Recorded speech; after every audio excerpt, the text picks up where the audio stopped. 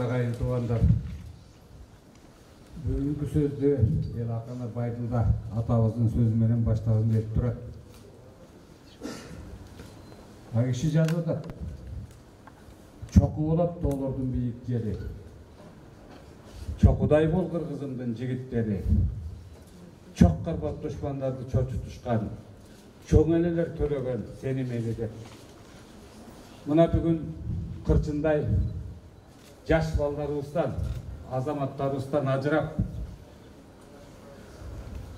аларды естеп, сүреттерін қармап тұрып қалдық. Қырғыз баласы көч үстінде төреліп, ат үстінен өледі екен. Жада қалса дұшман қаптап келсе дағы ағалечек апалары алабақанды қармап алып қашырады екен. Жокерчілік заманда біздің бір дұшмандарымыз бізді жеңе албай айласы кеткенде баласын шақырып алып төмендегідей аманат айтып атады дейді.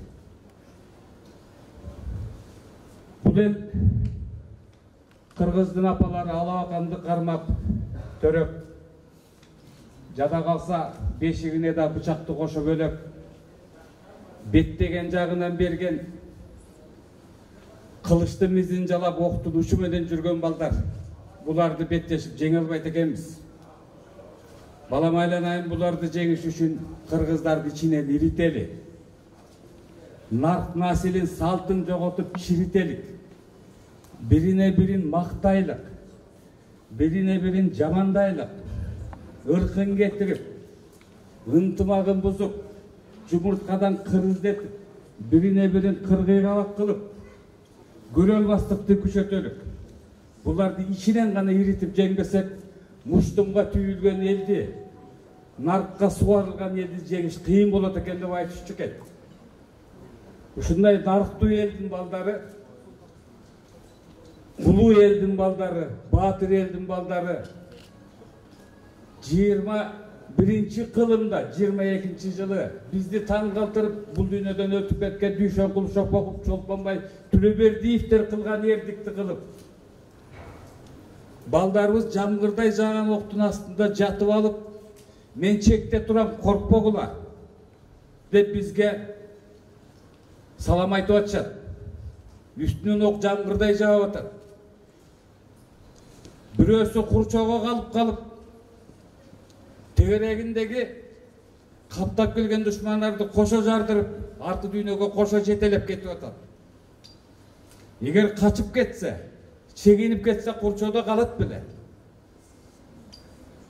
Ош жерде тырышып, әрбір жер үшін қанын төгіп, әрбір ел үшін елге берген антын, елге берген шертін бұзбай, тағат қарып, ажалды тіке қарап, арқабыздағы бала шақаға үлгі, өрнек, қысқа өмір сүрсе дағы дүйнені дөңгіреткен, қан дүргіткен ертіктерді көргөздік.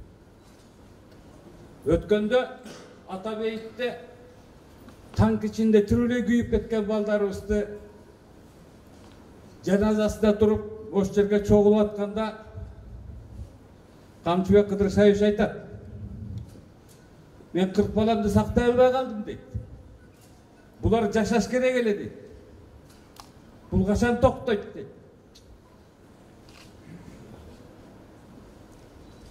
Журналист Анарқұлов айтады: аке, мен бір туғаныман ажырап қалдым деп. Дұшманды қуалап, танкты күйіп, шыға қашпай ошол ішінде түріле күйіп кетішті. Азыр туғандары, арқасында қалғандары сүреттерін құшақтап отырышат. Енелері өстерін құшақтап отырса болмақ.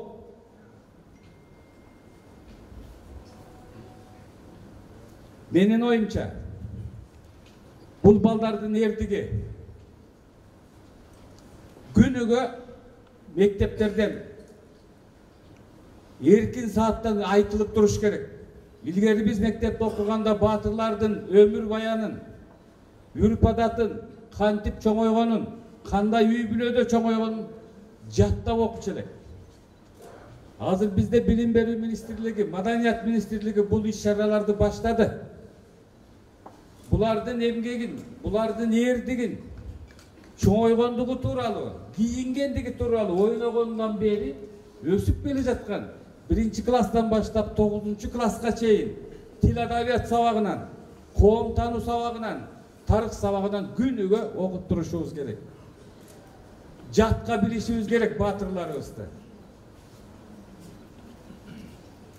Дагы кайталайм. Мына бүгүн кайра сүрөттөрүн кучактап отурабыз. Булар эл баатырлары. Буларга арналып атайын эскерүү комплекси курулат. Эл баатырлар атыган. Бул айтпаса деле элдин баатыры болушту. Өкмөт көптөгөн иш-чараларды, аракеттерди бүгүнкү күндө тынымсыз жүргүзүүдө. Муну айтып коюшубуз керек. 53 миллион сомдон ашуун акча бөлүнүп, 50 күндүн ичинде ишке ашырылып, 30 жылда бүтпөгөн опурталдуу чегарабыздын чатагына тиешелүү ошол чатакты экинчи болтурбоого болгон аракеттер байма-бай күндө курулуп атат. Чегарага чектеш ар бир кыштакта чегарачы аскерлердин өздөрүнүн үйлөрү пайда болду. Өздөрүнүн жатаканалары пайда болду. Өздөрүнүн чегара ар бир пунктта пайдалануучу, колдонуучу курал жарактары толугу менен камсыздалды. Байрактар кабыл келди, акынчы байрактары келди. Мамлекеттин жетекчиси, президенти саясий эркти көрүп, чечимди кабыл алып атса, өкмөттүн мүчөлөрү аны так жана убагында ишке ашыргандыгында, ушундай учурда бир муштумга түбөлүп ынтымакта болуп, үлгү көргөзүп, үрөйдү учурган когалаңдарда кашкайып, кимдин тукум экенибизди, кимдин урпак экенибизди унутпай даңазалап туралык. Баатырлардын эстелиги дайым эсибизде калат. Эң негизги мамлекеттик нарк идеология ушулардын өмүр баянын, эрдигин кылымдан кылымга, күндөн күнүгө даңазалоо болуп эсептелет. Бүгүнкү өтүп жаткан иш-чара эң эле жакшы жөрөлгө. Музейге кирген сайын балдардын 19га чыккан балдардын сүрөтү аркылуу илинип турат жаңы элдик. Элестери ар бир жаштын, ар бир ушул музейге кирүүчү адамдын көңүлүнөн терең орун алат деп эсептеймин. Кудай мындан аркы ишибизди оңунан чыгарсын. Ынтымакташкан, ырыскулуу, бактысы башынан ашкан даңазалуу Айкөй Манастын урпактары ушундай эрдигибиз менен баатырдыгыбыз менен дүйнөнү таң калтырып, ар бир метр жерибизди коргоп, элге үлгү болгон баатырларды дайым даңазалап жүрүп өтөлүк. Урматтуу туугандар, бу баатырларыбыздын ушу күндөрү мындан ары улуттук майрамга айланыш керек. Бизди майрамдасын деп, эртең менен ойгондо жылмайып күлүп ойгонсун деп өмүрлөрүн беришти. Ата апам кенен ысык чайын ичсин деп өмүрлөрүн беришти. Баатырларга таазим, баатырларга түбөлүк таң. Баатырларыбызды дайым даңазалап жүрүп өтөбүз. Урматтуу бүгүнкү иш-чаранын катышуучулары, көңүл бурганыңыздарга чоң рахмат. Баатырлардын арбагы келечек урпактарыбызды колдосун, ал эми тирүү калган биздин эсибизден эч качан чыкпасын дейм. Чоң рахмат.